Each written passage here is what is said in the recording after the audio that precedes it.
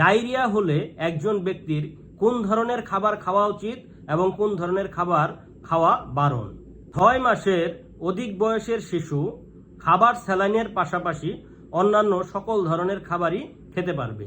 রোগীকে খাবার স্যালাইনের পাশাপাশি বেশি বেশি তরল খাবার খেতে দিতে হবে, যেমন ডাবের পানি, চিরার পানি, স্যুপ, ভাতের মার ইত্যাদি। রোগীকে কোমল পানীয়, ফলের জুস, আঙ্গুর, বেদনা ইত্যাদি ফল খাওয়ানো যাবে না।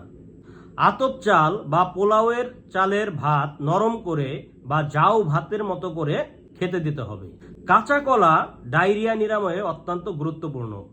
কাঁচা কলা ও আলু একসাথে ভর্তা করে খেতে পারেন, তবে এই ভর্তায় পেঁয়াজ বা কাঁচামরিচ দেয়া যাবে না। ডায়রিয়া হলে সাধারণত কম আঁশযুক্ত খাবার খেতে হবে। কম আঁশযুক্ত খাবার সহজেই হজম হয়। ডায়রিয়া হলে দুধ ও দুধ দিয়ে তৈরি খাবার খাওয়া যাবে না। শাকসবজি পরিহার করতে হবে। বেশি মশলাযুক্ত খাবার বা ভাজা পোড়া পরিহার করতে হবে। মুরগির মাংস অল্প পরিমাণে খেতে পারবে, তবে অন্য কোনো মাংস বা মাছ খেতে পারবে না।